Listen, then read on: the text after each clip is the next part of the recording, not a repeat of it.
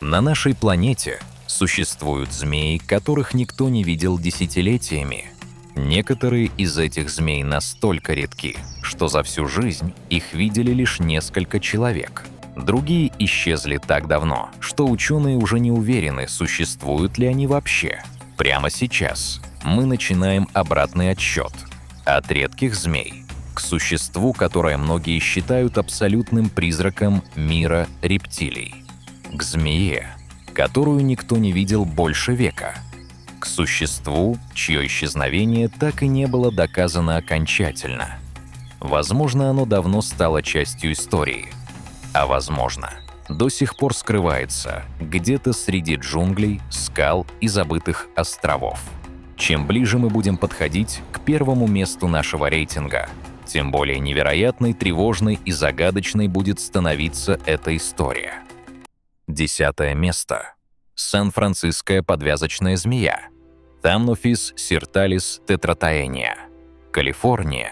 Утренний туман медленно стелется над заболоченными низинами. Среди высокой осоки вспыхивает движение. Яркая полоска бирюзового, красного и черного цвета скользит сквозь зелень, словно кто-то случайно уронил драгоценный камень посреди дикой природы. Это сан-франциская подвязочная змея. Ее часто называют одной из самых красивых змей Северной Америки. Но именно красота едва не стала ее проклятием. Пока города разрастались все дальше, болота исчезали одно за другим. Заросли уступали место дорогам, парковкам и жилым кварталам. Мир этой змеи становился все меньше. Сегодня она сохранилась лишь на небольших участках своего прежнего ареала. Каждая встреча с ней считается настоящей удачей даже для опытных биологов. Они продолжают обследовать болота, пересчитывать популяции и бороться за сохранение последних убежищ этого вида. Потому что в мире, где цивилизация наступает со всех сторон, даже самая яркая змея может однажды просто исчезнуть. Но впереди нас ждет еще более скрытный обитатель. Мы покидаем туманные берега Калифорнии и переносимся в Карибское море. Туда, где среди влажных тропических лесов и известняковых скал прячется существо, которое большинство людей никогда не увидит своими глазами. 9 место. Кубинский карликовый удав. Тропидофис хендерсони. Один из самых скрытных представителей своего семейства. Большую часть жизни он проводит среди камней, корней и лесной подстилки, охотясь на мелких лягушек и ящериц. Увидеть его в природе невероятно трудно. Но самое необычное происходит в момент опасности. Когда пути к отступлению больше нет, организм змеи запускает редкий защитный механизм. На морде и вокруг глаз появляются крошечные капли крови. Для хищника это выглядит как признак болезни или отравления. И часто именно эта странная способность спасает жизнь. Миллионы лет эволюции создали для нее оружие, которое не похоже ни на клыки, ни на яд, только кровь и инстинктивный страх того, кто собирался напасть. Сегодня кубинский карликовый удав остается одной из самых редко встречающихся змей Карибского бассейна. Каждая новая находка напоминает, насколько мало мы знаем о существах, скрывающихся буквально у нас под ногами. Но следующая змея пережила испытание, после которого ее исчезновение казалось почти неизбежным, и ее история больше похожа на чудо спасения, чем на обычное выживание. 8 место. Сент-Люсийская гоночная змея. Erythrolamprus ornatus. Одна из самых редких змей Карибского бассейна. Когда-то эти змеи были обычными обитателями острова, но затем сюда привезли мангустов. Изначально их завезли для борьбы с крысами. Однако очень быстро новые хищники нашли другую добычу – змей. Год за годом численность сокращалась. Популяции исчезали одна за другой, пока последние выжившие не оказались вытеснены на крошечный островок, свободный от мангустов. Здесь они получили второй шанс, но вместе с ним новую уязвимость. Весь мир этой змеи теперь умещается на участке суши, площадью всего несколько гектаров. Одно серьезное бедствие, один случайно завезенный хищник, один экологический сбой, и судьба целого вида может измениться навсегда. Поэтому каждая обнаруженная особь сегодня имеет огромное значение для ученых. Каждое новое поколение становится маленькой победой над исчезновением. Дальше нас ждет мир, где суша заканчивается. Мы покидаем Карибские острова и отправляемся в открытый океан. Туда, где среди коралловых рифов скрывается одна из самых загадочных морских змей на планете. 7 место. Короткорылая морская змея. Аиписурус апре эфронталис. Риф Ашмор. Тиморское море. Когда-то здесь кипела жизнь. Теперь многие участки рифа напоминают подводное кладбище. Среди мертвых кораллов появляется движение. Тонкое светлое тело медленно скользит между каменными ветвями. Это короткорылая морская змея. Один из самых редких морских хищников на планете. В отличие от рыб, она дышит воздухом. Время от времени ей приходится подниматься к поверхности за новым вдохом. Всю свою жизнь она провела среди коралловых рифов. Здесь она охотилась, здесь находила укрытие, здесь проходили поколения ее предков. Но океан начал меняться, температура воды росла, кораллы погибали, а вместе с ними исчезал привычный мир этой змеи. Спустя годы поисков исследователи вновь обнаружили отдельных выживших особей, словно океан до последнего скрывал их от человеческих глаз. Впереди нас ждут истории еще более невероятного выживания, потому что некоторые из следующих змей сумели удержаться на грани исчезновения там, где, казалось бы, уже не осталось места для спасения. 6 место. Антигуанская гоночная змея. Эльсофис антигуае. Карибское море. Побережье Антигуа. Среди сухой травы и мангровых зарослей мелькает быстрое движение. Серо-коричневая змея стремительно исчезает между корнями. Это антигуанская гоночная змея. Один из самых редких видов Карибского бассейна. Когда-то она была обычным обитателем острова. Но затем вместе с людьми сюда пришли новые соседи. Сначала крысы, позже мангусты. Для местной экосистемы это стало настоящим потрясением. Яйца уничтожались. Молодые змеи погибали. Численность сокращалась год за годом. К концу 20 века ситуация стала критической. Во всем мире оставались лишь десятки особей. Именно тогда началась одна из самых успешных операций по спасению змей в Карибском регионе. Ученые переселили последних выживших на небольшие островки у побережья Антигуа, где не было крыс и мангустов.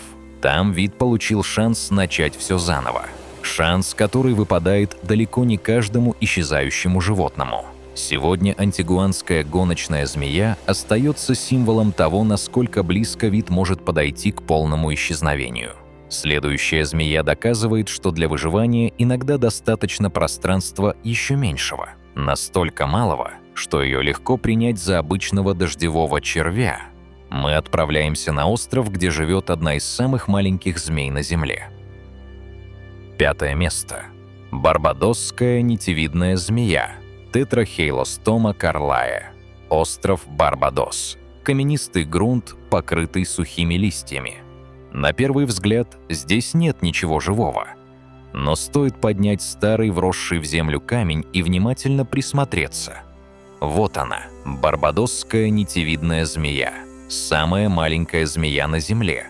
Она выглядит как темно-бурый дождевой червь. Весь ее мир скрыт под поверхностью земли. Змея исчезает в крошечных трещинах почвы, охотясь на муравьиные личинки и других мелких беспозвоночных. Даже размножение здесь подчиняется строгим ограничениям. Самка откладывает всего одно яйцо. Каждое потомство имеет огромное значение для выживания вида. За столетия освоения острова большая часть естественных лесов Барбадоса исчезла. Вместе с ними сократились и места, где эта крошечная змея может существовать. Она исчезает почти незаметно, без громких катастроф, без драматических сцен. Просто становится все более редкой с каждым поколением. Словно утренний туман, растворяющийся под жарким карибским солнцем. Мы прошли уже половину пути, заглядывая в самые потаенные уголки планеты. Но чем ближе мы подходим к вершине этого списка, тем более невероятными становятся истории его обитателей. Редкость постепенно превращается в загадку, а загадка в настоящую научную тайну. Если тебе интересны такие истории, подпишись на канал. Впереди нас ждут животные, которых ученые ищут десятилетиями. Существа, чье существование порой подтверждается лишь несколькими наблюдениями. Мы покидаем Карибские пляжи и отправляемся на север, туда, где среди песчаных дюн и скалистых островов эволюция совершила удивительный эксперимент, лишив хищника его самого знаменитого оружия. 4 место. Гремучая змея острова Санта-Каталина. Кроталус каталиненсис. Мексика. Калифорнийский залив. По камням бесшумно скользит змея. Вокруг стоит тишина. Гремучая змея острова Санта-Каталина практически утратила способность издавать характерный звук. Погремушка сохранилась, но стала настолько маленькой, что ее звучание едва различимо. На протяжении тысяч лет островная жизнь шла по собственным правилам. Здесь почти не было крупных наземных хищников. Змея часто охотится на деревьях и кустарниках. Бесшумность помогает ей незаметно подкрадываться к птицам и грызунам. Скрытность оказалась более выгодной стратегией выживания. Изоляция, которая когда-то защищала этот вид, со временем превратилась в угрозу. На остров были завезены одичавшие кошки. Появился интерес коллекционеров к редким островным рептилиям, а ограниченный ареал сделал популяцию особенно уязвимой перед любыми изменениями. Сегодня эта необычная змея остается одним из самых редких представителей гремучих змей на планете. Следующая история переносит нас туда, где редкая змея живет не на далеком острове и не в затерянной пустыне. Она скрывается среди дорог, парков и зданий огромного города, буквально под ногами миллионов людей. 3 место. Майамская черноголовая змея. Тантиля оолитика. В узких трещинах известняковой породы, под камнями и слоями почвы, течет жизнь одного из самых редких пресмыкающихся Северной Америки. С блестящей черной головой и светлым телом. Когда-то эти змеи населяли обширные сосновые леса Южной Флориды. Сегодня большая часть этой среды исчезла. На ее месте вырос один из крупнейших мегаполисов Соединенных Штатов. Оставшиеся участки природного ландшафта оказались разделены дорогами, кварталами и промышленными зонами. Популяции стали изолированными друг от друга, а сами змеи еще более скрытными и труднодоступными для наблюдений. Каждая встреча с этим видом представляет большую ценность для исследователей. Иногда такие находки позволяют заглянуть в жизнь животного, о котором известно удивительно мало. Сегодня майамская черноголовая змея продолжает существовать буквально в тени большого города. Следующая змея скрывается еще глубже. Мы покидаем неоновые джунгли Флориды и отправляемся через океан, на остров, который миллионы лет развивался в полной изоляции. Туда, где среди красных земель и древних лесов обитает существо, бросающее вызов самому понятию зрения. 2 место. Мадагаскарская слепозмейка грандидия. Ксенотифлопс грандидиери. Северное побережье Мадагаскара. Одно из самых необычных существ в мире змей. Ее глаза настолько малы и скрыты под чешуей, что снаружи почти незаметны. Голова напоминает прочный клин. С ее помощью змея прокладывает путь сквозь толщу песка, разыскивая мелких подземных беспозвоночных. Большую часть жизни она проводит под землей. Именно поэтому встречи с ней всегда были чрезвычайно редкими. Ареал этой змеи остается крайне ограниченным. Песчаные дюны, от которых зависит ее существование, постепенно меняются под воздействием хозяйственной деятельности человека. Каждая утрата таких участков означает сокращение мира, в котором этот необычный вид эволюционировал миллионы лет. Сегодня мадагаскарская слепозмейка грандидия остается одной из самых загадочных змей планеты. И вот мы у цели. Конец карты. Место, где реальность окончательно уступает место легенде. Мы отправляемся на поиски главного призрака планеты. Поиски змеи, которую многие считают исчезнувшей. Первое место – гоночная змея острова Сент-Круа, Борикинофис санктаe-кручес, американские Виргинские острова. Старые сахарные плантации, давно поглощенные колючим кустарником, сухие заросли, непроходимые овраги. Где-то здесь, если верить старым записям натуралистов, когда-то жила одна из самых загадочных змей Карибского бассейна.